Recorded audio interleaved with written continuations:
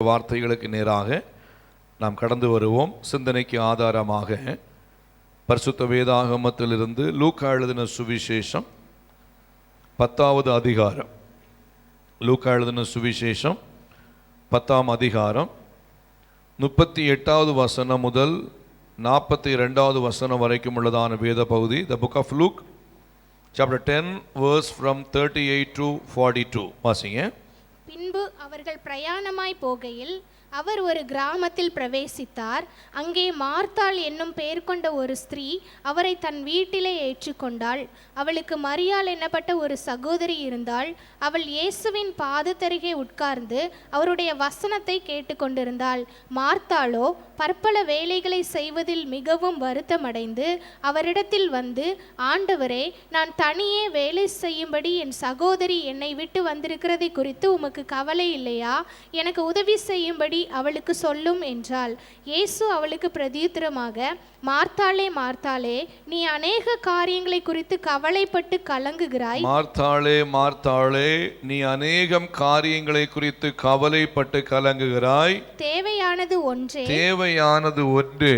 மரியாள் தன்னை விட்டு எடுபடாத நல்ல மரியாள் தன்னை விட்டு எடுபடாத நல்ல பங்கை தெரிந்து கொண்டாள் என்றார். கர்த்தருடைய பரிசுத்தமான நாம மகிமைப்படுவதாக. ஒரு பரிச்சயமான, நாம் அதிகமாய் இந்த வேத வசனத்திலிருந்து அநேக காரியங்களை கற்றுக்கொண்டிருக்கிறதான ஒரு வேத பகுதி. இந்த வேத பகுதியில் பிரைஸ் தி லார்ட், ஒரு குடும்பத்தில் உள்ள 2 சகோதரிகள், மார்த்தாள் மற்றும் மரியாள். Price the Lord. இந்த 2 சகோதரிகளிலே அவர்களுடைய வீட்டிலே இயேசுவை ஏற்றுக்கொண்டதான சூழ்நிலையில் நடந்த ஒரு சம்பவத்தை இந்த இடத்துல நாம் சுருக்கமாய் கற்றுக்கொள்ள முடிகிறது.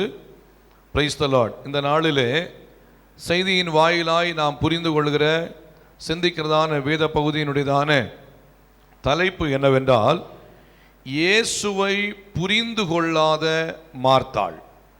இயேசுவை புரிந்து கொள்ளாத மார்த்தாள் என்று சொல்லி என்கிற தலைப்பில் கர்த்தருடைய வார்த்தைகளை கேட்க கர்த்தர் நமக்கு உதவி செய்வாராக. கடந்த 2 வாரங்களாக தேவ சமூகத்தில் நாம் கர்த்தருடைய வார்த்தைகளை கேட்கும்போது நானும் அதை மிகுந்த அதிகமாக ஆர்வத்தோடு தான் நான் சிந்தித்து தேவ சமூகத்தில் செயல்படுத்தி கொண்டிருக்கிறேன். போன வாரத்தில் நம்ம கேட்கும்போது, பிரைஸ் தி லார்ட், ஆதியில் இருந்த அன்பை விட்டாய் என்று உன் பேரில் எனக்கு ஒரு குறை உண்டு என்று சொல்லி, பிரைஸ் தி லார்ட், அதில் பண ஆசை எல்லா தீமைக்கும் வேறாக இருக்கிறது. பணம் ஆதியில் இருந்த அன்பை விடுவதற்கு ஒரு காரணமாய் அமைகிறது. அதிலே நாம் ஜாக்கிரதையாக இருக்க வேண்டும் என்கிறதான சத்திய வார்த்தைகளை கடந்த வாரத்தில் கேட்க கர்த்தர் நமக்கு உதவி செய்தார். அதுக்கு முந்தின வாரத்தில் பார்த்தீங்கன்னா, இயேசு இல்லாத வாழ்க்கை எப்படி இருக்கும் என்று சொல்லி அதில் ஒரு 3 காரியங்களை, பிரைஸ் தி லார்ட், அந்த இயேசு கடலில் நடந்து வரும்பொழுது நடந்த சம்பவத்திலே பேதுரு அந்த இடத்துல சீஷர்கள் அலறினதான காரியங்களை குறித்து கற்றுக்கொள்ளும்படியாய் பரலோகத்தின் தேவன் உதவி செய்தார். இப்படியாய் தொடர்ந்து தேவ சமூகத்திலே நாம் சிந்தித்து கர்த்தருடைய நாமத்தை மகிமைப்படுத்தி கொண்டிருக்கும் பொழுது நான் அதிகமாய் தேவ சமூகத்திலே ஜெபித்து கொண்டிருந்தேன். முக்கியமாக இந்த நாட்களில் ஒரு சில எச்சரிப்பின் செய்திகளுக்குள்ளாகவே செய்திகள் போய்கிட்டே இருக்கேன்னு சொல்லிட்டு ஏதாவது ஒரு ஆசீர்வாதமான ஒரு வார்த்தையை கொடுக்கலாம்னு சொல்லி நான் எதிர்பார்த்துக்கிட்டு இருந்தேன். ஆனாலும் பரிசுத்த ஆவியானவர் இந்த வார்த்தைக்குள்ளே மறுபடியுமா என்னை உந்தினபடியினாலே இந்த வார்த்தைக்குள்ளாய் நான் தேவ சமூகத்தில் நிற்கிறேன். கர்த்தர் தொடர்ந்து நம்மோடு கூட இடைபடுவாராக. அல்லேலூயா. இயேசுவை புரிந்து கொள்ளாத மார்த்தாள் என்கிறதான தலைப்பில் கர்த்தருடைய வார்த்தைகளை கேட்க கர்த்தர் நமக்கு உதவி செய்வாராக. வாசிக்கும் போது, பிரைஸ் தி லார்ட், வாசிங்க 38வது வசனம். லூக்கா 10:38 வாசிங்க. பின்பு அவர்கள்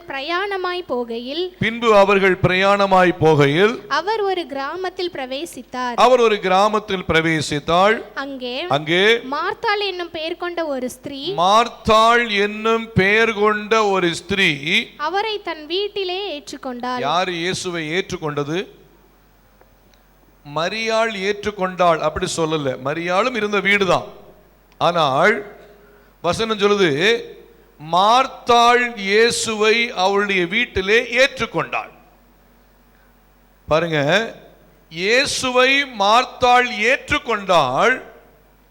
ஆனால் ஏற்றுக்கொண்ட நோக்கத்தை மார்த்தாள் புரிந்து கொள்ளவில்லை.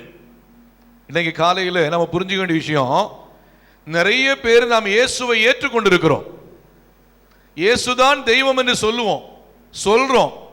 ஆனா இயேசுவை ஏற்றுக்கொண்ட நோக்கத்தை நாம் வெளிப்படுத்தி காண்பிக்கிறோமா, இல்ல நம்முடைய வாழ்க்கையில நாம் ஏனோ தானோ என்று இருக்கிறோமா என்கிற ஒரு கேள்வி நமக்குள்ளே உண்டாக வேண்டும். அல்லேலூயா.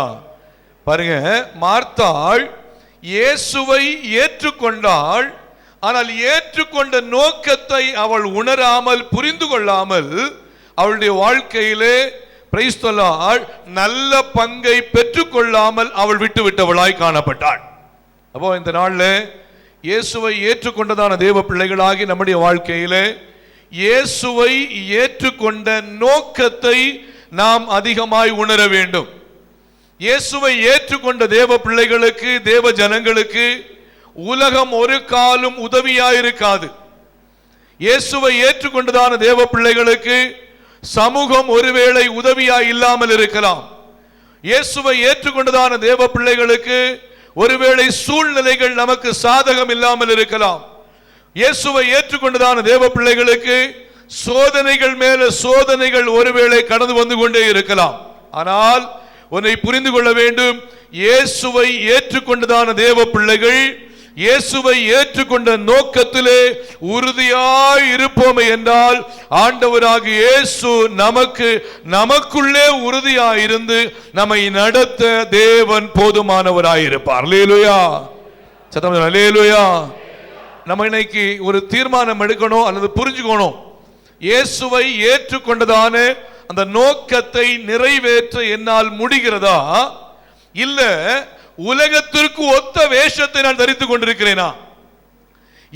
இயேசுவை ஏற்றுக்கொண்டதான நோக்கத்தை நான் நிறைவேற்றி இயேசுவின் சிந்தைக்குள்ளே நான் வாழ்ந்து கொண்டிருக்கிறேனா, இல்ல உலகத்திற்கு ஒத்த வேஷம் தரிக்கிறேனா? பாருங்க, அப்போஸ்தலனாகிய பவுல் இயேசுவை ஏற்றுக்கொண்டதான தன்னுடைய வாழ்க்கையில, இயேசுவை ஏற்றுக்கொண்டதான பின்பு தன்னுடைய வாழ்க்கையிலே இயேசுவுக்காய் வைராக்கியமாயிருந்தார். இயேசுவை ஏற்றுக்கொண்ட நோக்கத்தை விட்டுவிட்டு அவர் வழி தப்பி விடாதபடிக்கு உண்மையாய் காணப்பட்டார். அப்போஸ்தலனாகிய பவுலோடு கர்த்தர் இருந்து கடைசியா பவுல் சொல்றாரு, நல்ல போராட்டத்தை நான் போராடினேன், ஓட்டத்தை நான் முடித்தேன், விசுவாசத்தை காத்து கொண்டேன், இது முதல் நீதியின் கிரீடம் எனக்காய் வைக்கப்பட்டிருக்கிறது. எனக்கு மாத்திரம் அல்ல, அவருடையதான பிரசன்னத்தை விரும்புகிற யாவருக்கும் வைக்கப்பட்டிருக்கிறது. பாருங்க, இயேசுவை ஏற்றுக்கொண்டதன் நோக்கத்தை அப்போஸ்தலனாகிய பவுல் புரிந்து கொண்டு அந்த அச்சு அடையாளங்களை விட்டு அவர் வழி மாறி போகவே இல்லை. இயேசுவை ஏற்றுக்கொண்ட நோக்கத்திலே அவர் உறுதியாயிருந்தார். கர்த்தர் கிருபையாய் பவுலோடு கூட இருந்து வழி நடத்தினார். ஒரு பகுதியை வாசிங்க. அப்போஸ்தலனாகிய பவுலுடையதான பிலிப்பியர் எழுதின புஸ்தகத்தில், பிலிப்பியருக்கு எழுதின புஸ்தகத்தில் 4ஆம் அதிகாரம், the book of Philippians chapter 4, 4ஆம் அதிகாரம் 11வது வசனம் முதல் வாசிங்க. the book of Philippians chapter 4 verse from 11 to 13 வாசிங்க. என் குறைச்சலினால் நான் இப்படி சொல்லுகிறதில்லை, என் குறைச்சலினால் நான் இப்படி சொல்லுகிறதில்லை, ஏனெனில் நான் எந்த நிலைமையில் இருந்தாலும் மனரம்யமாய் இருக்க கற்றுக்கொண்டேன். எந்த நிலைமையில் இருந்தாலும் சரி, அவர் சொல்றாரு பாருங்க, நான் இயேசுவை ஏற்றுக்கொண்ட பின்பு, இயேசுவை நான் புரிந்து கொண்ட பின்பு, இயேசுவை என்னுடைய வாழ்க்கையில நான் அணிந்து கொண்ட பின்பு எந்த நிலைமையில் இருந்தாலும் நான் மனரம்யமாயிருக்க கற்றுக்கொண்டேன். வாசிங்க. தாழ்ந்திருக்கவும் எனக்கு தெரியும். எனக்கு என்ன தெரியும் சொல்றாரு? தாழ்ந்திருக்கவும் எனக்கு தெரியும், வாழ்ந்திருக்கவும் எனக்கு தெரியும், வாழ்ந்திருக்கவும் எனக்கு தெரியும், எவ்விடத்திலும் எல்லாவற்றிலும் திருப்தியாயிருக்கவும் பட்டினியாயிருக்கவும் பரிபூரணமடையவும் குறைவுபடவும் நான் போதிக்கப்பட்டேன் என்னை பலப்படுத்துகிற கிறிஸ்துவினாலே எல்லாவற்றையும் செய்ய எனக்கு பலன் உண்டு என்று அப்போஸ்தலனாகிய பவுல் தன்னை ஏற்படுத்தின தான் ஏற்றுக்கொண்ட ஆண்டவருடைய சமூகத்திலே இயேசுவிடத்திலே உறுதியாக இருந்தவர் சொல்றாரு, தாழ்ந்திருக்கவும் எனக்கு தெரியும், வாழ்ந்திருக்கவும் எனக்கு தெரியும், எவ்விடத்திலும் எல்லாவற்றிலும் எந்த நிலைமையிலும் நான் மன ரம்மியமாய் இருக்க நான் கற்றுக்கொண்டேன். என்னை பலப்படுத்துகிற கிறிஸ்துவினாலே எல்லாவற்றையும் செய்ய எனக்கு பலன் உண்டு என்று சொல்லி இயேசுவை ஏற்றுக்கொண்ட நோக்கத்தை விட்டு வழி தப்பி விடாதபடிக்கு, வழி மாறி விடாதபடிக்கு கர்த்தருக்குள் உறுதியாய் இருந்தார். பவுலை கொண்டு கர்த்தர் பலத்த காரியங்களை கர்த்தர் செய்தார். அல்லேலூயா. இந்த காலை வேளையில பவுலை கொண்டு கர்த்தர் பலத்த காரியங்களை செய்தார் என்றால், உங்களையும் என்னையும் கொண்டு இன்னும் பலத்த காரியங்களை செய்ய நம்முடைய தேவனாலே முடியும். தேவன் அழைத்த அழைப்பிலே இயேசுவை ஏற்றுக்கொண்டதான ஏற்றுக்கொள்வதிலே நாம் புரிந்து கொண்டதான காரியங்களிலே உண்மையா இருந்து, இயேசுவுக்குள் உண்மையா இருந்து பாருங்க. பல நேரங்களிலும் பிசாசு என்ன பண்ணுவான், நம்மளை ஆண்டவரை விட்டு தூரமா வழி தப்பும்படியாய் ட்ரை பண்ணுவான். சிறு பிள்ளைகளை வழி தப்பும்படியாய் ட்ரை பண்ணுவான். வாலிப பிள்ளைகளை வழி தப்பும்படியாய் ட்ரை பண்ணுவான். பெரியவர்கள் முதியவர்களை வழி தப்பும்படியாய் ட்ரை பண்ணுவான். ஏதாவது சூழ்நிலைகள், கடந்த வாரங்களில் அநேக காரியங்களை கற்றுக்கொண்டோம். ஏதாவது ஒரு காரியங்கள் நம்மை ஆண்டவரை விட்டு வழி தப்பும்படியாக பிசாசு முயற்சி எடுக்கும் போது, தேவனை ஏற்றுக்கொண்டதான நோக்கத்திலே தேவ பிள்ளைகள் உறுதியாய் நிற்கும் பொழுது கர்த்தர் கிருபையாய் நடத்துகிறவராய் இருப்பார். அல்லேலூயா. பாருங்க, போன வாரத்தில் படிக்கும் போது நம்ம கற்றுக்கொண்டால பண ஆசை எல்லா தீமைக்கும் வேறாய் இருக்கிறது. கேயாசி பாருங்க, அடுத்து கர்த்தருடைய ஊழியத்தை இரட்டிப்பா இன்னும் பல மடங்காய் ஊழியம் செய்ய வேண்டியதான தேவ மனுஷன் பாருங்க. எலிசா தீர்க்கதரிசிக்கு அப்புறம் அதிகமாய் கர்த்தருடைய ஊழியத்தை செய்ய வேண்டிய மனுஷன் பிரைஸ் தி லார்ட் தான் தேவனை ஏற்றுக்கொண்ட நோக்கத்தை, தன்னுடைய வாழ்க்கையிலே தேவனை புரிந்து கொண்ட நோக்கத்தை விட்டுவிட்டு பண ஆசைக்கு நேராய் கடந்து சென்றால் அவருடைய வாழ்க்கையிலே ஊழியம் பாதிக்கப்பட்டது. சாபந்தான் அவருடைய வாழ்க்கையிலே கடந்து வந்தது. யூதாசுடைய வாழ்க்கையை கவனித்து பார்க்கும்போது தேவனுடைய ஊழியத்தை வைராக்கியமாய் செய்ய வேண்டியவன், தேவனுடைய திட்டத்தை வைராக்கியமாய் செய்ய வேண்டியவன். இயேசு இரவு முழுவதும் ஜெபித்து 12 அப்போஸ்தலர்களை தெரிந்து கொண்டு, அந்த அப்போஸ்தலர்களில் மிக முக்கியமான ஒரு அப்போஸ்தலராய் காணப்பட்டதான அந்த யூதாஸ் காரியோத்து இயேசுவை காட்டிக் கொடுக்கும்படியாய் 30 வெள்ளிக்காசுக்கு பணத்திற்காக அவன் செயல்பட்டவனாய் இருந்தால், இயேசுவை ஏற்றுக்கொண்டு இயேசுவை புரிந்து கொண்ட தன்மையிலிருந்து வழி மாறினார். நாண்டு கொண்டு செத்தான், வயிறு வெடித்து செத்தான் என்று வேதம் சொல்லுகிறது. அல்லேலூயா. வேதம் அழகாய் கற்றுக் கொடுக்கிறது. பாருங்க, இன்னும் பார்க்கும்போது அனனியா சப்பீராள் என்பவர்கள் வேதத்தில் வாசிக்கும் போது தேவன் அவர்களை ஏற்றுக்கொண்டதான தேவனை இயேசுவை ஏற்றுக்கொண்ட நோக்கத்தை விட்டுவிட்டு பிரைஸ் தி லார்ட் தங்களுடையதான காணியாட்சிகளில் ஒரு பங்கை வஞ்சித்து இன்னொரு பங்கை பிரைஸ் தி லார்ட் தேவ சமூகத்திலே கொண்டு வந்து வைத்தார்கள். தேவ சமூகத்திலே பொய் சொன்னபடியினால் அவருடைய வாழ்க்கையின் முடிவு கொடூரமாய் மாற்றப்பட்டது. நாம் ஒன்றை புரிந்து கொள்ள வேண்டும். பாருங்க, இயேசுவை ஏற்றுக்கொண்டதான அந்த பிரைஸ் தி லார்ட் அந்த அடையாளங்களை விட்டுவிட்டு இயேசுவை ஏற்றுக்கொண்டதான நோக்கத்தை விட்டுவிட்டு தேவனுக்கு விரோதமான துன்மார்க்கமான காரியங்களில் நம்முடைய திசை போகுமே என்று சொன்னால் நம்முடைய வாழ்க்கையின் முடிவு கேள்விக்குறியாய் மாற்றப்படும். ஆகையால் தேவ பிள்ளைகளை ஒரு எச்சரிப்பாய் எடுத்துக்கொண்டு, தேவன் எதற்காய் நம்மை ஏற்படுத்தினாரோ, தேவன் எதற்காய் நம்மை தெரிந்து கொண்டாரோ, எதற்காய் தேவன் நம்மை ரட்சித்தாரோ, எதற்காய் தேவன் நம்மை மனம் திரும்ப பண்ணினாரோ, எதற்காய் தேவன் நம்மை அபிஷேகித்தாரோ, எதற்காய் தேவ சமூகத்திலே கர்த்தருடைய ஆலயத்திலே கொண்டு வந்து வைத்திருக்கிறாரோ, அந்த நோக்கத்தை நிறைவேற்ற தேவ பிள்ளைகள் உறுதியாக இருக்க வேண்டும். கர்த்தர் நம்மை ஆசீர்வதிப்பவராய் இருப்பார். அல்லேலூயா. ஆண்டவருக்கு மகிமை உண்டாகட்டும். பாருங்க, மூன்று விதமான நிலங்களிலே விதைக்கப்பட்டதான விதைகள் பிரயோஜனமற்றவைகளாக இருந்தது. ஒன்று, கற்பாறையிலே விதைக்கப்பட்ட விதை பிரயோஜனமற்றது. இரண்டாவது, முள்ளுள்ள இடங்களில் விதைக்கப்பட்ட விதை பிரயோஜனமற்றது. Price the Lord. தொடர்ந்து வழி அருகே விதைக்கப்பட்ட விதை பிரயோஜனமற்றது. பாருங்க, நல்ல நிலத்தில் விதைக்கப்பட்ட விதையோ தான் விதைக்கப்பட்ட விதையின் நோக்கத்தை அது புரிந்து கொண்டது. நல்ல நிலமாய் தன்னை உருவாக்கி வைத்தபடியினால் தான் விதைக்கப்பட்டதான விதையின் நோக்கத்தை புரிந்து கொண்டு ஒன்று 30, 60, 100 பலன் செய்தது. தேவன் அதிலே மகிமைப்பட்டவராயிருந்தார். அல்லேலூயா. ஆகையால் தேவன் நம்மை இந்த உலகத்திலே கிருபையாய் ரட்சித்ததன் நோக்கத்தை தேவ பிள்ளைகள் ஒரு காலம் மறந்து ஆண்டவரை விட்டு நாம் வழி தப்பி போய்விடக்கூடாது. ஏன்னா நம்ம வழி தப்பி போறதுக்கு பிசாசு பல வழிகளில் என்ன பண்றான்? முயற்சி எடுப்பான். பல வழிகளிலேயும் முயற்சி எடுப்பான். சில நேரத்தில் சில நண்பர்கள் மூலமாய் முயற்சி எடுப்பான். சில நேரத்தில் குடும்பத்தில் உள்ள மக்கள் மூலமாய் முயற்சி எடுப்பான். சில நேரத்தில் நம்ம வேலை செய்கிற இடத்தின் மூலமாய் முயற்சி எடுப்பான். சில இடங்களில் பார்த்தீங்கன்னா படிக்கிற இடங்கள் மூலமாய் முயற்சி எடுப்பான். பாருங்க, இயேசுவை ஏற்றுக்கொண்டு இயேசுவுக்குள் நிலைத்திருக்கிற தேவ பிள்ளைகளாகிய நம்முடைய வாழ்க்கையிலே நாம் ரட்சிக்கப்பட்டு ஞான ஸ்நானம் எடுத்து கர்த்தருக்குள் சாட்சியா இருக்கிற பிள்ளைகள் எப்பொழுதும் அந்த தெய்வ பயம் நம்முடைய இருதயத்திற்குள்ளாய் இருந்து கொண்டே இருக்கணும்.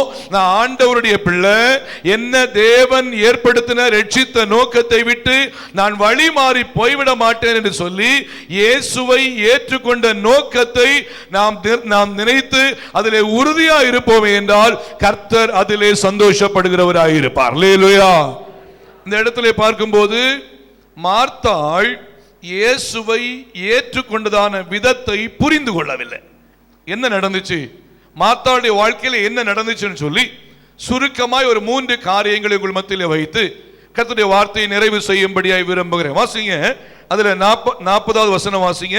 The book of Luke chapter 10 verse 40 வாசிங்க. மார்த்தாளோ பற்பல வேலைகளை செய்வதில் மிகவும் வருத்தம் அடைந்து. போது வெயிட் பண்ணுங்க. முதல்ல இயேசுவை ஏற்றுக்கொண்ட மார்த்தாளுடைய வாழ்க்கையில என்ன உண்டாயிருக்கணும்? சமாதானம் உண்டாயிருக்கணும். ஆனா என்ன உண்டாகல? சமாதானம் உண்டாகல. என்ன உண்டாச்சு? வருத்தம் உண்டாச்சு.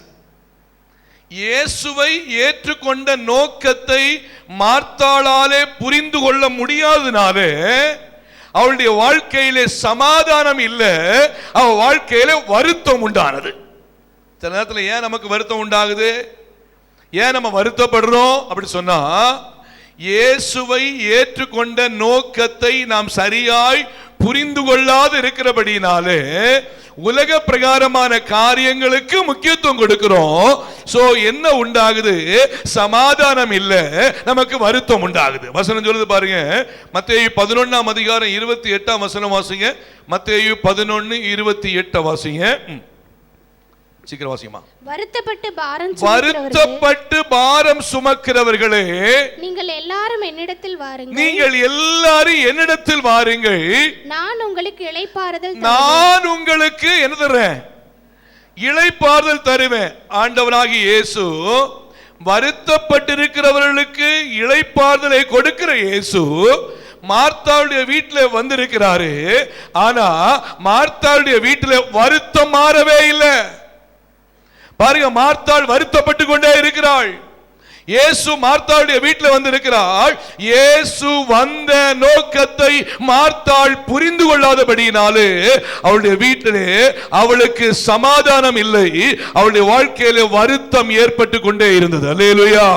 சோ இந்த காலை வேளையிலே சமாதானத்தை கொடுக்கிற இயேசு, வருத்தப்பட்டு பாரம் சுமக்கிறவர்களுக்கு விடுதலையை கொடுக்கிற ஆண்டவராகிய இயேசு நமக்குள்ளே அவர் வந்திருக்கிறார். நாம் வருத்தப்பட வேண்டிய அவசியம் இல்லை.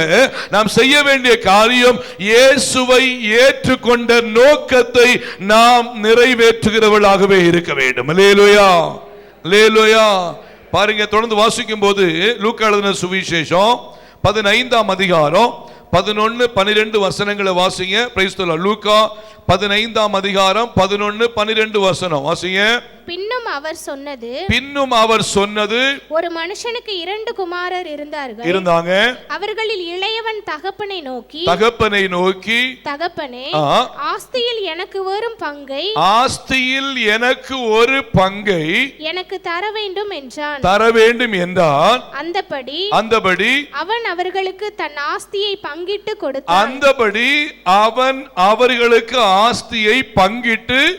கொடுத்தான். இப்போ தகப்பனுக்கு தெரியுமா தெரியாதா தான் பையன் இந்த சொத்தை சரியா என்ன பாதுகாப்பாரா இல்லையான்னு சொல்லி தகப்பனுக்கு தெரியும். நான் அடிக்கடி சொல்ற ஒரு விஷயம்தான். தகப்பன் ஒருவேளை சொல்லியிருப்பாரு, இல்லப்பா இந்த சொத்து நம்முடைய சொத்து தான், நமக்கு எவ்வளவு இன்னும் அதிகமா இந்த சொத்து பரவினாலும் சரி உங்க 2 பேருக்கு தான், நீங்க 2 பசங்க தான் இருக்கீங்க, உங்க 2 பேருக்கு தான் இந்த சொத்து, அதனால கொஞ்சம் பொறுமையா இருந்துக்கோன்னு சொல்லியிருப்பார். ஆனா தகப்பனுடைய வார்த்தையை யாரு கேட்கல? இந்த பையன் கேட்கல. இவன் என்ன பண்றான்? தகப்பனை வருத்தப்படுத்துகிறான்.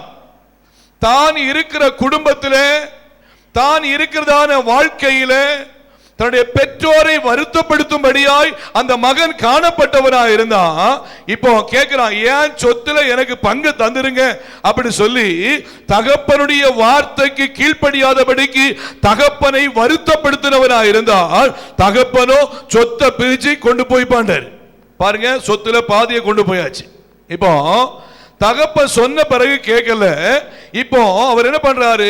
சொத்தை கொண்டு போய் அவர் சம்பிரயமாய், அதாவது தன்னுடைய மன விருப்பத்தின்படி நண்பர்களோடு தன்னுடைய விருப்பத்தின் பிரகாரமாய் செலவு செய்து கொண்டே இருக்கிறார். இந்த சொத்துக்கள் கொஞ்சம் கொஞ்சம் கொஞ்சம் கொஞ்சமாய் அழிந்து கொண்டு இருக்கும் போது தகப்பனுக்கு சந்தோஷமா இருக்குமா இல்ல துக்கமா இருக்குமா? கண்டிப்பா தகப்பன் வருத்தப்படுகிறவராய் இருப்பார். கொஞ்சம் கொஞ்சமா பாருங்க, கொஞ்சம் ஆடு மாடுகள் அழியுது, கொஞ்சம் லேண்ட் எல்லாம் அழியுது. பாருங்க, வேற யாரோ வந்து தகப்பன் சம்பாதிச்சுதான் சொத்துல வேற யாரோ வந்து ஆளுகை செய்யறாங்க, வேற யாரு எல்லாம வந்து கிருஷியை செய்யறாங்க, வேற யாரு எல்லாம வந்து பொருட்களை கொண்டு வந்து வைக்கிறாங்க.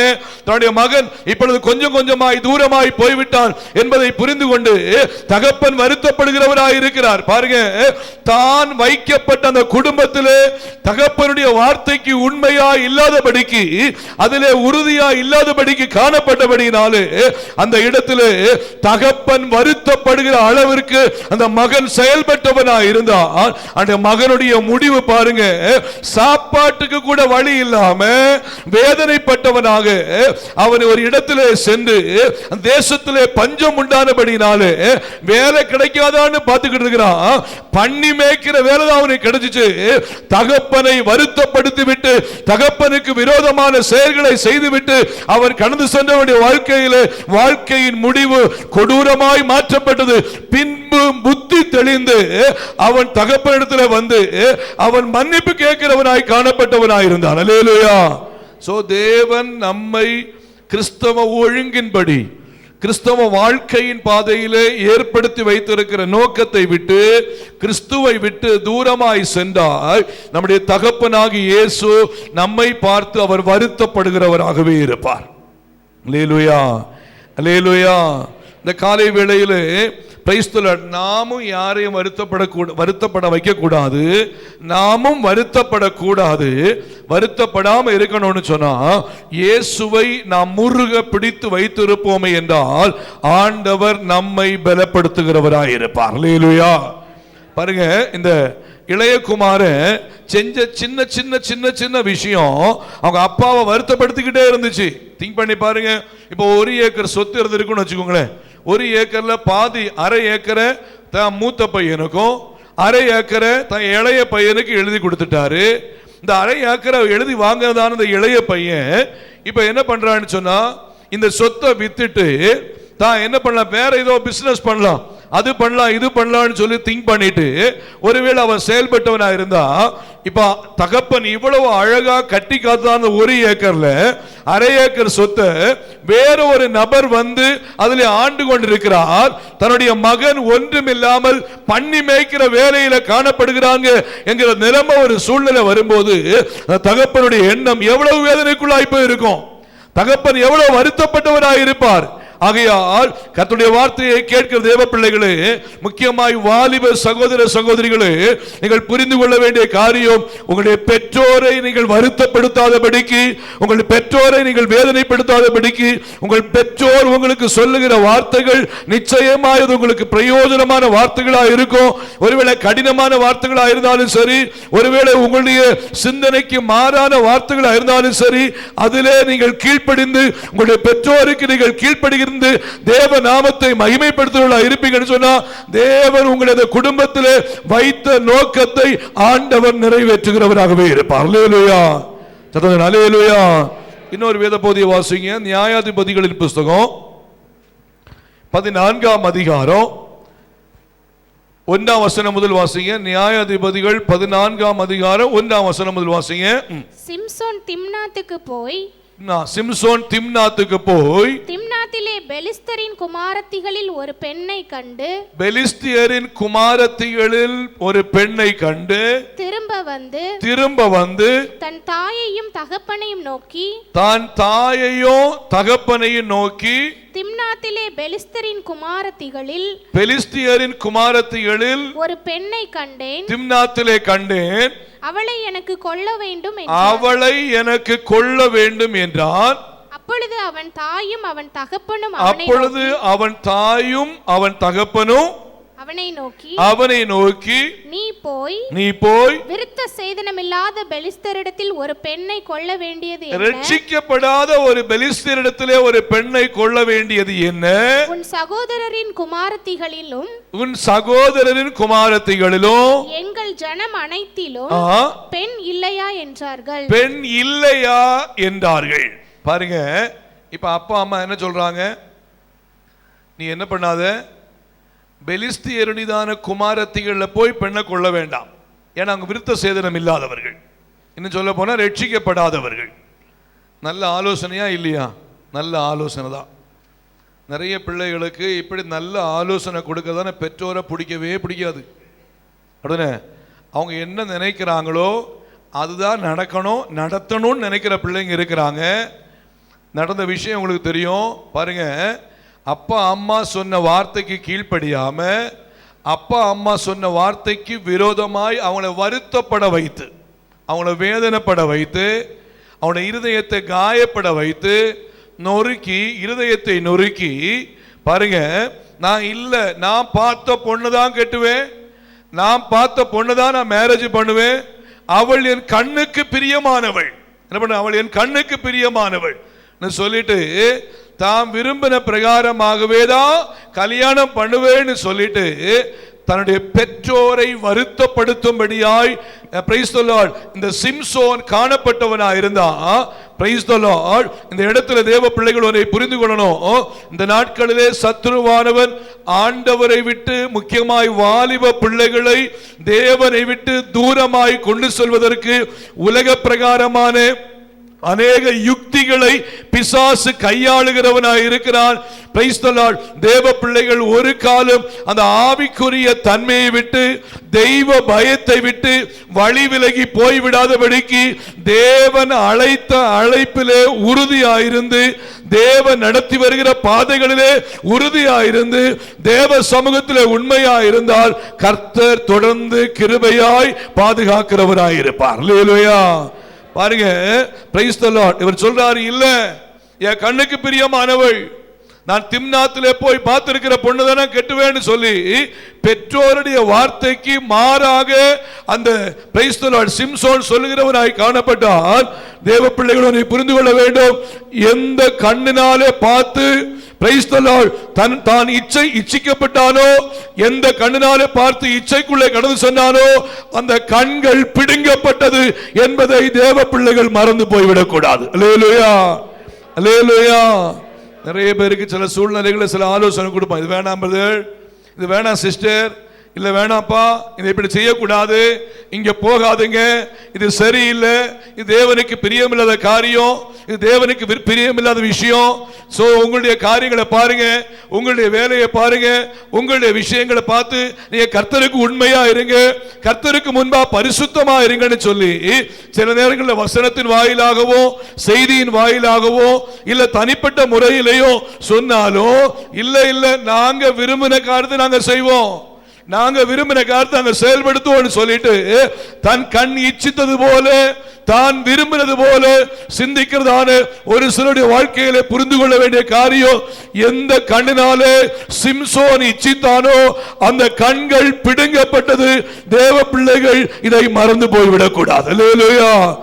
எந்த ஜனத்தாரிடத்திலே போய் பெண் எடுக்கும்படியாய் விரும்பினாரோ அந்த ஜனத்தார் மத்தியிலே அவருடைய வாழ்க்கையின் முடிவு கொடூரமாய் முடிந்தது என்பதை தேவ பிள்ளைகள் மறந்து போய்விடக் கூடாது. சோ பெற்றோர் வருத்தப்படுகிற, பெற்றோர் காயப்படுகிற, பெற்றோர் விருப்பம் இல்லாத காரியங்களிலே பிள்ளைகள் ஒரு காலம் செயல்படாதபடிக்கு பெற்றோர் விரும்புகிற நல்ல காரியங்களுக்கு நாம் செயல்பட முற்பட்டோமே என்றால் தேவன் சந்தோஷப்படுவார். மட்டும் இல்லாம தேவன் நம்மை ஏற்படுத்தினதான ரட்சிப்பின் நோக்கத்தை கர்த்தர் நிறைவேற்ற அவர் போதுமானவராய் இருக்கிறார். அல்லேலூயா, அல்லேலூயா. பாருங்க, அந்த இளைய குமாரன் தகப்பனை வருத்தப்படுத்தினார். அவருடைய வாழ்க்கையில் ரொம்ப வேதனைக்குள்ள போயிட்டார். சிம்சோன் தன்னுடையதான பெற்றோரை வருத்தப்படுத்தினார். அவருடைய வாழ்க்கையில கொடிய பாதைக்குள்ளே கடந்து சென்றார். தேவ பிள்ளைகள் உன்னை புரிந்து கொள்ள வேண்டும். மார்த்தாள் இயேசுவை ஏற்றுக்கொண்ட நோக்கத்தை அவள் புரிந்து கொள்ளவில்லை. அவளுடைய வாழ்க்கையிலே வருத்தம் தான் ஏற்பட்டது. அல்லேலூயா.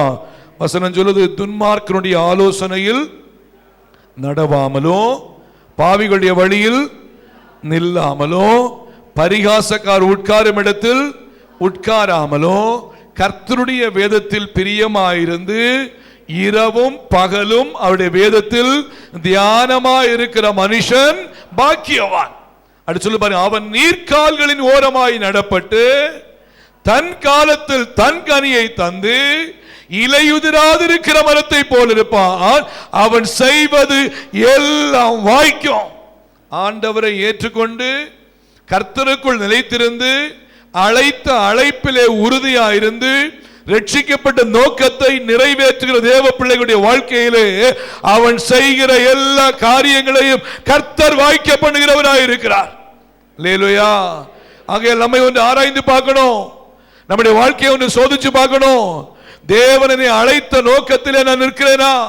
தேவனை தெரிந்து கொண்டுதான பாதையிலே நான் நிற்கிறேனா?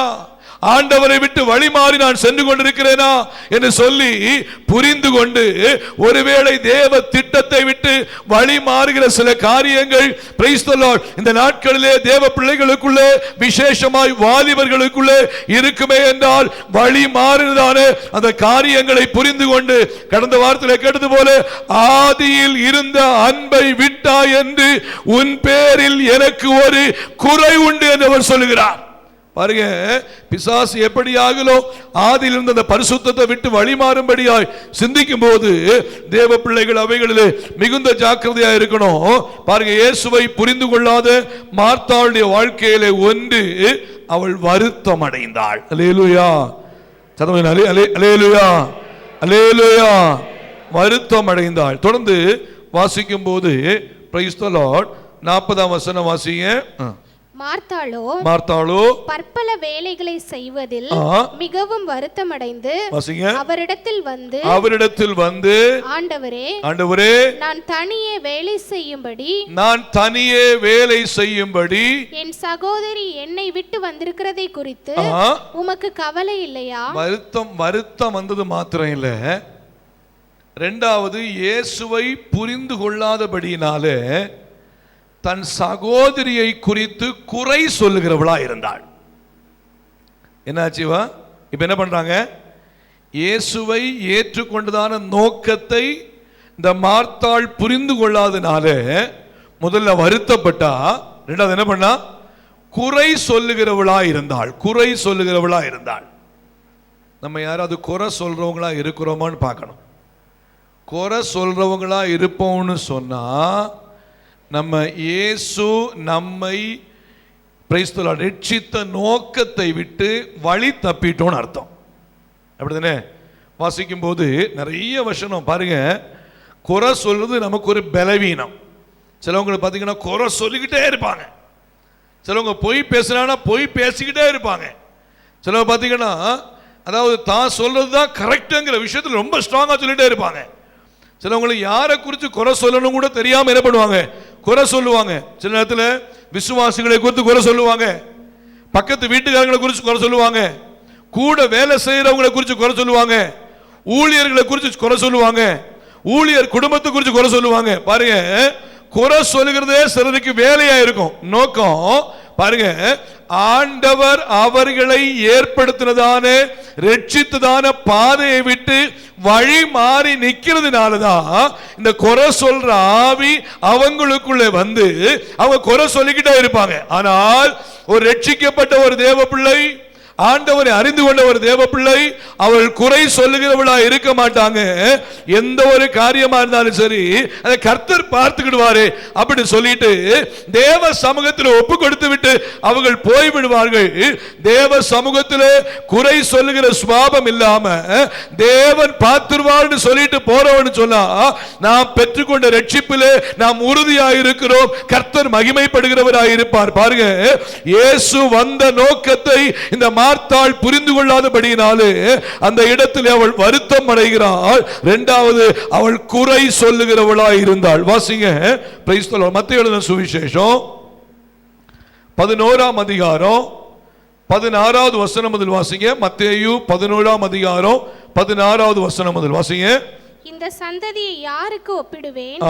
சந்தை வெளிகளில் உட்கார்ந்து தங்கள் தோழரை பார்த்து, தன் தோழரை, சந்தை வெளிகளில் உட்கார்ந்து தன் தோழரை பார்த்து, உங்களுக்காக குழல் ஊதினோம், உங்களுக்காக புழல் ஊதினோம், நீங்கள் கூத்தாடவில்லை, நீங்கள் கூத்தாடவில்லை, உங்களுக்காக புலம்பினோம், நீங்கள் மாரடிக்கவில்லை என்று குறை சொல்லுகிற பிள்ளைகளுக்கு ஒப்பாய் இருக்கிறது. குறை சொல்லுகிற பிள்ளைகளுக்கு ஒப்பாய் இருக்கிறீங்க. வாசிங்க. எப்படி எனில் யோவான் போஜனபானம் பண்ணாதவனாய் வந்தான், யோவான் போஜனபானம் பண்ணாதவனாய் வந்தான், அதற்கு அவர்கள் அவன் பிசாசு பிடித்திருக்கிறவன் என்றார்கள். யாரை குறித்து என்ன சொல்றாங்க? யோவான் ஸ்நானனை குறித்து சொல்றாங்க. அவன் யாரு? பிசாசு பிடித்தவன். ஆனால் இயேசுவுக்கு வழிகாட்டியாய் வந்த யோவானை குறித்து குறை சொல்லுகிறார்கள். அவன் பிசாசு பிடித்தவன். தொடர்ந்து வாசிங்க. மனுஷகுமாரன் போஜனபானம் பண்ணுகிறவராய் வந்தார், மனுஷகுமாரன் போஜனபானம் பண்ணுகிறவராய் வந்தார், அதற்கு அவர்கள் இதோ போஜன பிரியனும் மதுபான பிரியனுமான மனுஷன் ஆயக்காரருக்கும் பாவிகளுக்கும் சிநேகிதன் என்கிறார்கள். பாவிகளுக்கும் சிநேகிதர் என்கிறார்கள். பாருங்க, யோவான் ஸ்நானகனை குறித்தும் மனுஷகுமாரனாகிய இயேசுவை குறித்தும் சந்தை வெளிகளிலே உட்கார்ந்து தோழரோட பேசி குறை சொல்றவங்களா இருந்தாங்க. அல்லேலூயா. இயேசு வந்த நோக்கம் என்ன? இயேசு வந்தது இழந்து போனதை தேடவும் ரட்சிக்கவுமே. மனுஷகுமாரன் உலகத்தில் வந்தார். பிலாத்து 3 முறை சொல்றாரு, இவரிடத்தில் ஒரு குற்றமும் நான் காணேன், மரணத்துக்கு ஏதுவான ஒரு குற்றம் இடத்துல இல்லை. 3 முறை தீவிரமா விசாரிச்ச பிறகு இவர் குற்றமற்றவன் சொல்றாரு. இயேசுவோட கூட இருந்ததான யூதாஸ் 30 வெள்ளிக்காசு வாங்கிட்டு அவர் இயேசுவை காட்டி கொடுத்த பின்பு இந்த 30 வெள்ளிக்காசை கொண்டு தேவாலயத்தில் இருந்துவிட்டு சொல்றாரு, குற்றம் இல்லாத இரத்தத்தை நான் காட்டி கொடுத்து விட்டேனே. ஏன்னா குறை சொல்றதுக்கு ஒண்ணுமே இல்லை, இயேசுவை குறை சொல்றதுக்கு ஒண்ணுமே இல்லை. ஆனாலும் இயேசுவை குறை சொல்லும்படியாய் சந்தை வெளிகளிலே தன் தோழரோடு உட்கார்ந்து பேசுகிறாங்கன்னு சொன்னா அவங்களுடைய வாழ்க்கையின் முடிவு எவ்வளவு கொடூரமாய் அமைந்திருக்கும். அப்ப யாரு குறை சொல்றாங்கன்னு சொன்னா, இயேசுவை ஏற்றுக்கொண்டு இயேசுவை பிரைஸ் தி லார்ட் தன்னுடைய வாழ்க்கையில உண்மையாய் செயல்படுத்தாதவர்கள் அவர்கள் குறை சொல்லுகிறவர்களாய் இருந்தார்கள். மார்த்தாள் தன்னுடைய சகோதரியை பார்த்து என்ன பண்றாங்க? குறை சொன்னாங்க. சகோதரி என்ன பண்ணாங்க? ஒண்ணுமே பண்ணல. இயேசுவின் பாதத்தருகே உட்கார்ந்து வசனத்தை தான் கேட்டுக்கிட்டு இருக்கிறான். அப்படிதானே? குறை சொல்றதுக்கு ஒண்ணுமே இல்லை. இயேசுவின் பாதத்தருகே உட்கார்ந்து வசனத்தை கேட்டுக்கிட்டு இருக்கிறான். ஆனா வசனத்தை கேட்க விடாதபடிக்கு இங்கே ஒரு குறை சொல்லுகிற அனுபவம் மார்த்தாளுடைய வாழ்க்கையிலே காணப்பட்டது. அல்லேலூயா. ரட்சிக்கப்பட்ட தேவ பிள்ளைகள், ஆண்டவருடைய பிள்ளைகளாக நம்முடைய வாழ்க்கையில யாரை குறிச்சும் எதை குறிச்சும் நம்ம குறை சொல்லவே கூடாது, நம்ம குறை பேசவே கூடாது. வசனம் அழகா சொல்லுது பாருங்க. மத்தேயு 7ஆம் அதிகாரம் 1ஆம் வசனத்திலிருந்து வாசிங்க. மத்தேயு 7ஆம் அதிகாரம் 1ஆம் வசனத்திலிருந்து வாசிங்க. நீங்கள் குற்றவாளிகள் என்று தீர்க்கப்படாதபடிக்கு மற்றவர்களை குற்றவாளிகள் என்று தீர்க்காதிருங்கள். ஏனெனில் நீங்கள் மற்றவர்களை தீர்க்கிற தீர்ப்பின்படியே நீங்களும் தீர்க்கப்படுவீர்கள்.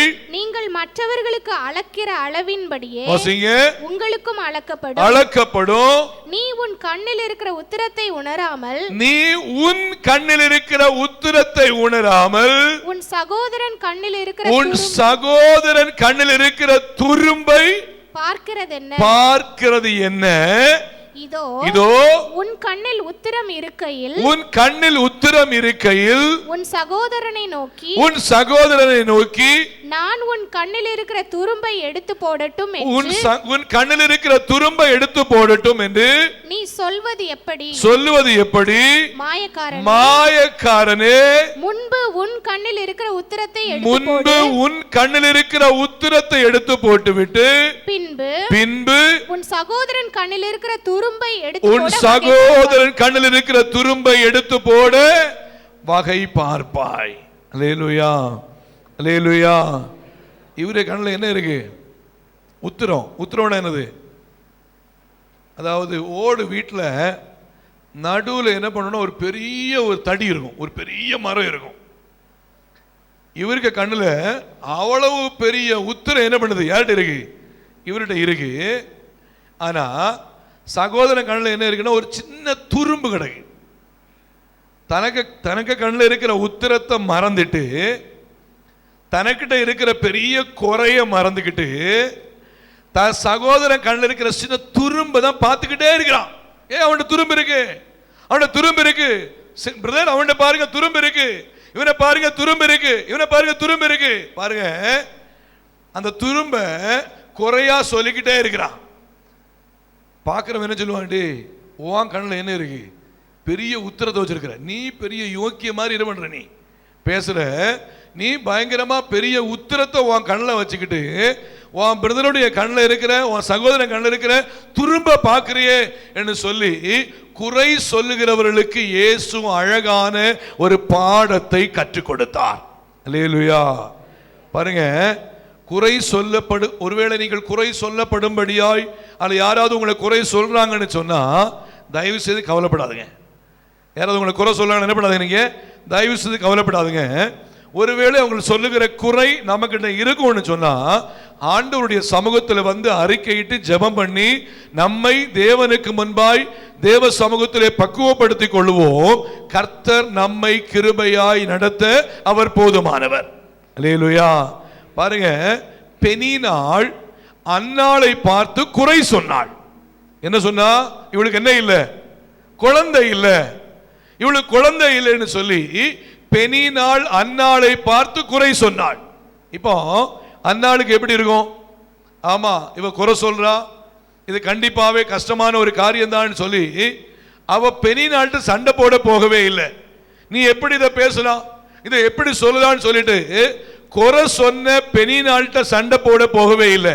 அவள் யார்கிட்ட போய் உட்கார்ந்தான்னு சொன்னா, பிரைஸ் தி லார்ட், தன் வேதனையை தேவ சமூகத்திலே வந்து, ஆண்டவரே இவங்க குறையா சொல்றாங்க ஐயா, இவங்க குறையா பேசுறாங்க, என் வாழ்க்கையில ரொம்ப வேதனைப்படுறேன், என்னை ஏற்றுக்கொண்டு நான் என்னை ரட்சித்ததற்கு, என்னை உருவாக்குறதுக்கு உம்முடைய சமூகத்தில் வந்திருக்கிற ஆண்டவரே, நீங்க எனக்கு உதவி செய்யுங்கன்னு சொல்லி தன் இருதயத்தை கண்ணீரோடு அவள் ஊற்றினாள். குறை சொன்ன பெனினாளுக்கு முன்பாய். அல்லேலூயா. குறை சொன்ன பெனினாளுக்கு முன்பாய் சர்வ வல்லமை உள்ள ஆண்டவராகிய தேவன் அன்னாளை கிருபையாய் ஆசீர்வதித்தார். ஆண்டவர் அன்னாளுக்கு ஒரு குழந்தையை மாத்திரமல்ல, பிரைஸ் தி லார்ட், குறை சொன்னதானே அந்த சகோதரிக்கு முன்பாய் அவளுக்கும் அதிகமாய் ஆண்டவர் அன்னாளை ஆசீர்வதித்து உயர்த்தினாரே என்று சொன்னார். யாராவது உங்களுக்கு விரோதமாய் குறை சொன்னால் நீங்கள் எதிராகி சண்டை போட வேண்டிய அவசியம் இல்லை. தேவ சமூகத்திலே கண்ணீரோடு கடந்து வந்து ஜெபிக்க ஆரம்பிக்கும் போது குறை சொன்னவர்கள் மத்தியிலே கர்த்தர் தம்முடைய சித்தத்தை விளங்க பண்ண கர்த்தர் போதுமானவராய் இருக்கிறார். அல்லேலூயா, அல்லேலூயா. ஆண்டவர் நல்லவர். பெனினாளை குறித்து குறை சொன்னவன்னு தான் சொல்லப்பட்டிருக்கே தவிர தொடர்ந்து பைபிள்ல பெனினாளை குறித்து ஒன்றும் சொல்லவே இல்லை. ஆனா குறையாய் காணப்பட்ட அன்னாள் கண்ணீரோடு தேவ சமூகத்தில் வந்த சூழ்நிலையிலே அன்னாளிதான ஜெபத்தை கர்த்தர் கேட்டவர் மாத்திரமல்ல, அன்னாளை கொண்டு என்னென்ன காரியங்களை செய்தார் என்று அந்த சரித்திரம் அழகாய் கற்றுக் கொடுக்கிறது என்று சொன்னால், பிரைஸ் தி லார்ட், நாம் குறை சொல்லுகிறவர்களா இருப்போமே, அதாவது நம்மை பார்த்து யாராவது குறை சொல்லுவர்களா இருப்போமே என்று சொன்னால் நாம் கவலைப்பட வேண்டிய தேவையில்லை. கர்த்தர் நம்மை கிருபையாய் நடத்துவார்.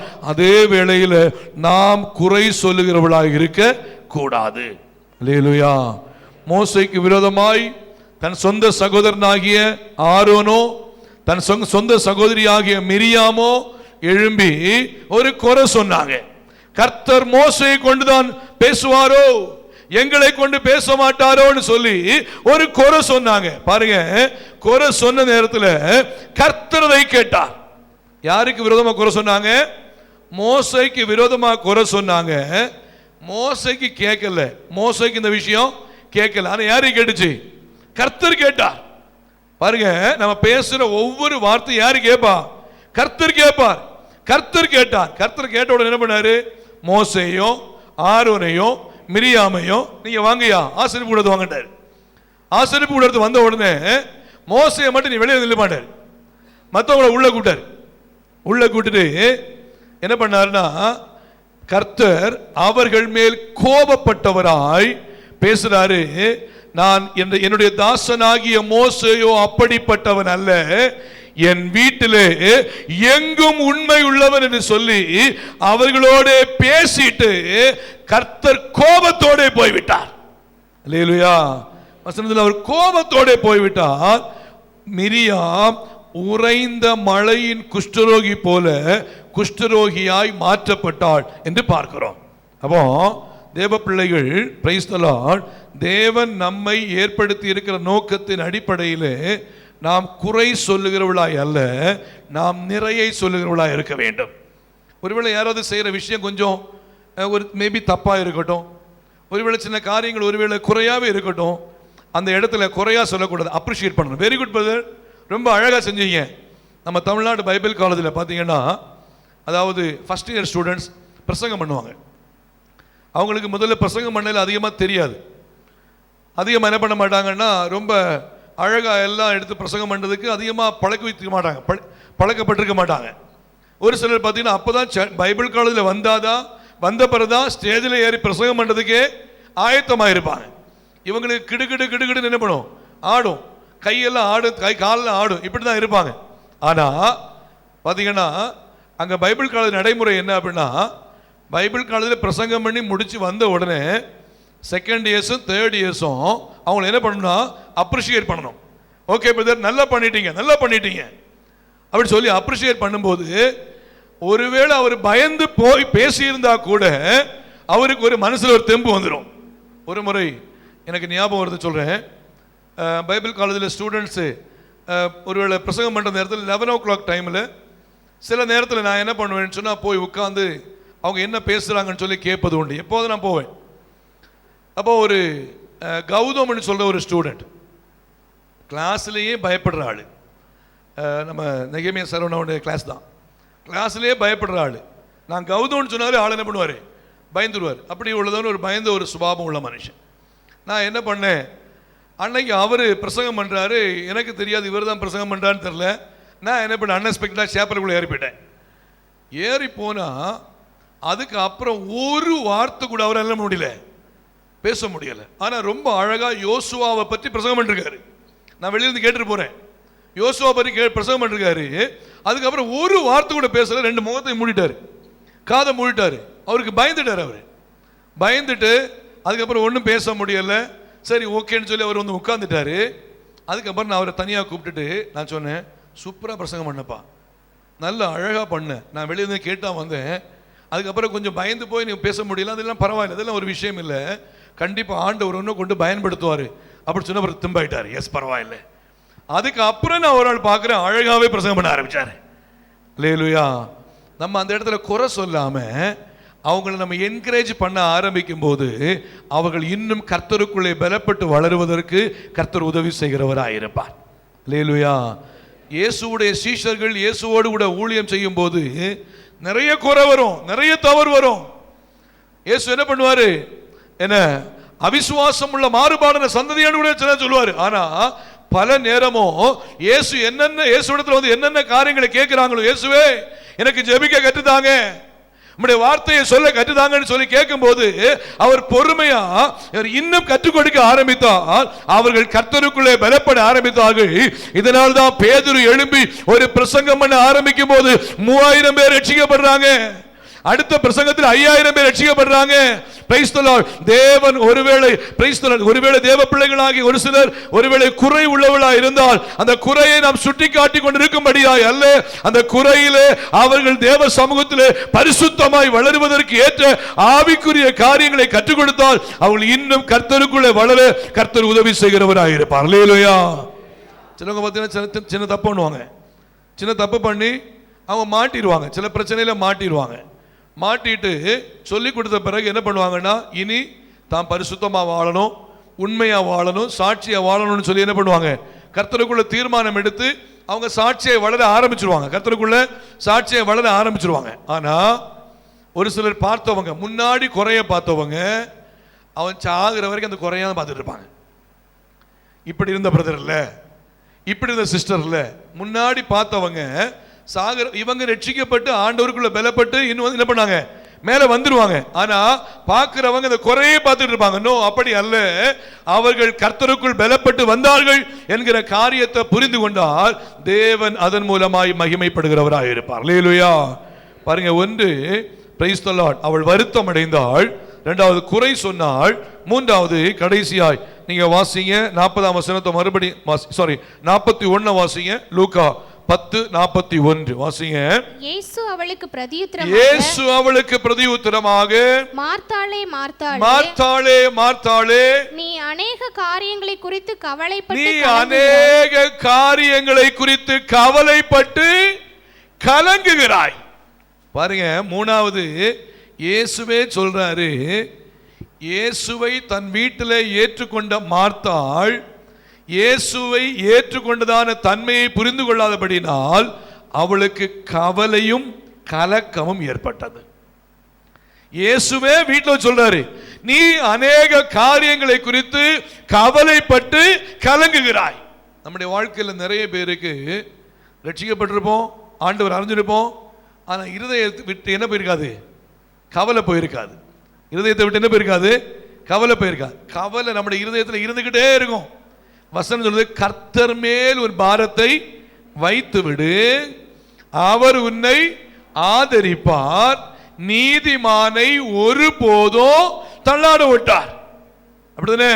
பாருங்க, நம்ம ரட்சிக்கப்பட்டு ஆண்டவரை ஏற்றுக்கொண்டு சமாதானத்தை தந்திருக்கிற ஆண்டவருடைய சமூகத்தில் நாம் அவரை ஏற்றுக்கொண்ட பின்பு கவலை நம்மை ஆளுகை செய்யக்கூடாது, கவலை நம்மை ஆளக்கூடாது. அந்த கவலையிலிருந்து விடுபட்டு நாம் கர்த்தருக்குள்ளே வளர ஆரம்பிக்கும் போது கர்த்தர் நம்மை கிருபையாய் நடத்த தேவன் போதுமானவராய் இருக்கிறார். வசனம் சொல்லும் போது வாசிக்கும் போது அழகா சொல்லப்பட்டிருக்கு, வாசிங்க. Price the Lord. லூக்கா எழுதின சுவிசேஷம் 12ஆம் அதிகாரம் 30வது வசனம் வாசிங்க. லூக்கா 12ஆம் அதிகாரம் 30வது வசனம் வாசிங்க. இவைகளையெல்லாம் உலகத்தார் நாடி தேடுகிறார்கள், இவைகள் உங்களுக்கு வேண்டியவைகள் என்று உங்கள் பிதாவானவர் அறிந்திருக்கிறார். தேவனுடைய ராஜ்யத்தையே தேடுங்கள். 26ல இருந்து வாசிமா, 26ல இருந்து வாசிங்க. மிகவும் அற்பமான காரியம் முதலாய் உங்களுக்கு செய்யக்கூடாதிருக்க, மிகவும் அற்பமான காரியம் முதலாய் உங்களுக்கு செய்யக்கூடாதிருக்க மற்றவைகளுக்காக நீங்கள் கவலைப்படுகிறது மற்றவைகளுக்காக நீங்கள் கவலைப்படுகிறது என்ன? வாசிங்க. காட்டு புஷ்பங்கள் எப்படி வளருகிறது என்று கவனித்து பாருங்கள். வாசிங்க. அவைகள் உழைக்கிறதும் இல்லை, நூற்கிறதும் இல்லை என்றாலும் சாலமோன் முதலாய் வாசிங்க தங்கள் சர்வ மகிமையிலும் அவைகளில் ஒன்றை போலாகிலும் உடுத்தி இருந்ததில்லை என்று உங்களுக்கு சொல்லுகிறேன். இப்படி இருக்க அற்ப விசுவாசிகளே, இன்றைக்கு காட்டிலிருந்து நாளைக்கு அடுப்பிலே போடப்படுகிற புல்லுக்கு தேவன் இவ்விதமாய் உடுத்துவித்தால் உங்களுக்கு உடுத்துவிப்பது அதிக நிச்சயம் அல்லவா? உங்களுக்கு உடுத்துவிப்பது அதிக நிச்சயம். அம்மா பின்னாடி உட்கார்ந்துட்டு என்ன பண்ணாங்கன்னா, ஐயோ அம்மான்னு சொல்லி நம்ம சத்தம் போட்டுருக்காங்க. இவர் கேட்கிறாரு, இவருக்கு என்னென்ன ஒண்ணு புரியல, என்னடா அந்த அம்மா சத்தம் போட்டுட்டு இருக்கு அப்படி சொல்லிட்டு திரும்பி பார்த்தா இந்த அம்மா தலையில புல்லு கெட்டோட எங்க உட்கார்ந்துருக்கு. மாட்டு வண்டிக்காரர் என்ன நினைச்சாரு, புல்லை தூக்கி எங்க போட்டு மாட்டு வண்டியில போட்டுட்டு இந்த அம்மா சமாதானமா உட்கார்ந்து என்ன பண்ணிட்டோம் வரட்டும்னு சொல்லி அவர் நினைச்சுக்கிட்டு இருக்காரு. இந்த அம்மா என்ன பண்ணல, புல்லு கட்ட மாட்டு வண்டியில போடாம தலையிலேயே வச்சுட்டு மாட்டு வண்டியில ஏறி உட்கார்ந்துக்கிட்டு போறாங்க. நேரமே இருந்ததை விட வலி இப்ப என்ன ஆகுது, அதிகமாகுது. நிறைய பேரு தேவ சமூகத்தில் வந்து தன்னுடைய பாரத்தை இறக்கி வைக்காம அந்த பாரத்தை கவலையை அப்படியே இருதயத்தில் வச்சுக்கிட்டு ஜெபம் பண்றோம், பாட்டு பாடுறோம், சோத்திரம் பண்றோம், ஜப குறிப்புகளுக்காக ஜெபம் பண்றோம், கர்த்தருடைய வார்த்தையை கேட்கிறோம். ஆனா என்ன பண்றோம்னா, கவலையை தேவ சமூகத்தில் விட்டுட்டு நம்ம போகாம கவலையை அப்படியே தலையில வச்சுக்கிட்டு அழுதுகிட்டு திரும்ப வீட்டில் போய் அழுதுகிட்டே இருக்கிறோம். தேவன் அதற்காய் தேவன் நம்முடைய கவலைகளை மாற்றி வைக்கும்படியாய் தேவன் அப்படி சொல்லல. தேவ சமூகத்தில் வந்துட்டோம்னு சொன்னாலே உங்களுடைய கவலைகள், கண்ணீர், வேதனைகள் எதுவா இருந்தாலும் அந்நாள் தேவ சமூகத்தில் வந்து தன் கவலைகளை எல்லாம், கண்ணீரை எல்லாம் தேவ சமூகத்தில் ஊற்றி வைத்தாள். பின்பு அவள் துக்க முகமாய் அவள் இருக்கவே இல்லை. அல்லேலூயா. இதனாலதான் பவுல் சொல்றாரு, கர்த்தருக்குள் எப்பொழுது சந்தோஷமாயிருங்கள் என்று மறுபடியும் உங்களுக்கு சொல்லுகிறேன் சொல்லி அவர் சொல்றாருன்னு சொன்னா, நாம் கவலைப்படுகிறதுனால் ஒரு முழத்தை கூட்டவோ குறைக்கவோ முடியாது. சோ தேவ பிள்ளைகள் கவலைப்படவே கூடாது. அல்லேலூயா. நம்முடைய கவலையை யார் மேல இறக்கி வைக்கணும்? கர்த்தர் மேல இறக்கி வச்சுட்டு வீட்டுக்கு போகும்போது ஃப்ரீயா போகணும். அப்படி நான் வீட்டுக்கு போகும்போது ஃப்ரீயா போகணும். அதனால தான் அவர் அப்போஸ்தலர் நடபடிகளை சொல்லும்போது சொல்றாரு, வாசிங்க. அப்போஸ்தலர் 20ஆம் அதிகாரம் 24ஆம் வசனத்துல வாசிக்கும் போது பவுல் அழகா சொல்றாரு. வாசிங்க அப்போஸ்தலர் 20:24. ஆகிலும் அவைகளில் ஒன்றையும் குறித்து நான் கவலைப்படேன். என் பிராணனையும் நான் அருமையாக எண்ணேன். என் ஓட்டத்தை சந்தோஷத்தோட முடிக்கவும் தேவனுடைய கிருபையின் சுவிசேஷத்தை பிரசங்கம் பண்ணும்படிக்கு நான் கர்த்தராகிய இயேசு கிறிஸ்துவினிடத்தில் பெற்ற ஊழியத்தை நிறைவேற்றவுமே நான் விரும்புகிறேன். அப்போ அர்த்தம் என்ன சொல்றாரு? நான் ஒன்ன குறிச்சும் கவலைப்படவே மாட்டேன். அல்லேலூயா. பிலிப்பியர் 4:6 சொல்லும்போது, நீங்கள் ஒன்றிற்கும் கவலைப்படாமல் எல்லாவற்றையும் ஸ்தோத்திரத்தோடு கூடிய ஜெபத்தினாலும் வேண்டுதலினாலும் யாருக்கு தெரியப்படுத்துங்க? தேவனுக்கு தெரியப்படுத்துங்க. அப்பொழுது எல்லா புத்திக்கும் மேலான தேவ சமாதானம் உங்கள் இருதயங்களையும் உள்ளத்தையும் ஆளுகை செய்யும். அல்லேலூயா. மார்த்தாள் இயேசுவை ஏற்றுக்கொண்டதான நோக்கத்தை புரிந்து கொள்ளல. 3 காரியம்: வருத்தம் அடைந்தாள், 2வது குறை சொன்னாள், 3வது கவலைப்பட்டு கலங்கினாள். ஆனால் மரியாளோ தன்னை விட்டு எடுபடாத நல்ல பங்கை தெரிந்து கொண்டாள். இயேசு தன் வீட்டில் வந்த நோக்கத்தை மரியாள் புரிந்து கொண்டாள், கர்த்தரால் ஆசீர்வதிக்கப்பட்டாள். அதே போல தேவ பிள்ளைகள் இயேசுவை ஏற்றுக்கொண்ட நோக்கத்தை புரிந்து கொண்டு கர்த்தருக்கு முன்பாய் உண்மையாய் ஓடுவோம். கர்த்தர் நம்மை ஆசீர்வதிப்பார். எல்லாரும் கண்களை மூடி ஜெபம் பண்ணுவோமா? எல்லாரும் கண்களை மூடி ஆண்டவருடைய சமூகத்தில் ஒப்பு கொடுத்து தேவன் நம்மை ஏற்படுத்தின நோக்கத்தை நிறைவேற்றும்படியாய், தேவன் நம்மை தெரிந்து கொண்ட நோக்கத்தை நிறைவேற்றும்படியாய் தேவ சமூகத்தில் ஒப்பு கொடுப்போம். Praise the lord. மார்த்தாள் இயேசு தன்னுடைய வீட்டில் வந்த நோக்கத்தை அவள் புரிந்து கொள்ளல. வருத்தம் அடைந்தாள், குறை சொன்னாள், கவலைப்பட்டு கலங்கினாள். Price the Lord. ஆனால் மரியாளோ Praise the Lord. Hallelujah. இயேசு வந்த நோக்கத்தை புரிந்து கொண்டாள். இயேசுவின் பாதத்தருகே உட்கார்ந்தாள். ஒரு நல்ல பங்கை பெற்றுக்கொண்டாள்.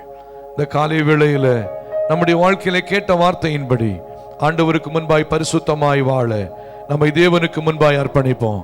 ஆண்டவரே, என்னை நீர் அழைத்த நோக்கத்தை, என்னை தெரிந்து கொண்ட நோக்கத்தை நிறைவேற்ற என்னை தேவனுக்கு முன்பாய் ஒப்புக் கொடுக்கிறேன் என்று சொல்லி ஜெபம் பண்ணுவோம். கர்த்தர் மகிமைப்படுவாராக. மகா கிருபையும் இரக்கமும் வல்லமையும் நிறைந்த எங்கள் அன்பின் தகப்பனே, எங்களோடு கூட இடைப்பட்டு கொண்டிருக்க நல்ல வார்த்தைகளுக்காய் உமக்கு நன்றி. கர்த்தாவே, எங்களோடு கூட நீங்க இடைப்பட்டீர், உமக்கு ஸ்தோத்திரம். மார்த்தாள் இயேசுவை ஏற்றுக்கொண்ட நோக்கத்தை புரிந்து கொள்ளவில்லை. ஆண்டவரை வருத்தப்பட்டாள், குறை சொன்னாள். ஆண்டவரே ஸ்தோத்திரம், கவலைப்பட்டு கலங்கினாள். ஆனால் மரியாளோ இயேசு ஏற்றுக்கொண்ட நோக்கத்தை புரிந்து கொண்டாள். அவள் இயேசுவின் பாதத்திலே உட்கார்ந்தாள், நல்ல பங்கை பெற்றுக்கொண்டாள்.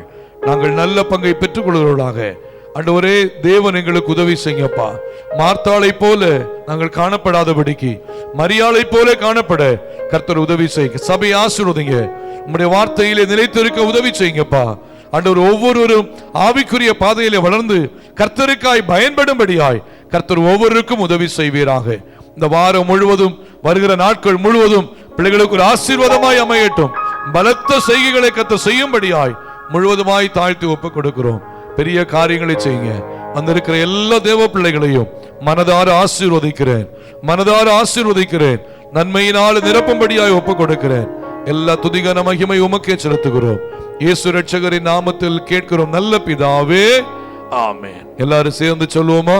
என் ஆத்துமாவே கர்த்தரை ஸ்தோத்திரி, என் முழு உள்ளமேடு பரிசுத்த நாமத்தை ஸ்தோத்திரி.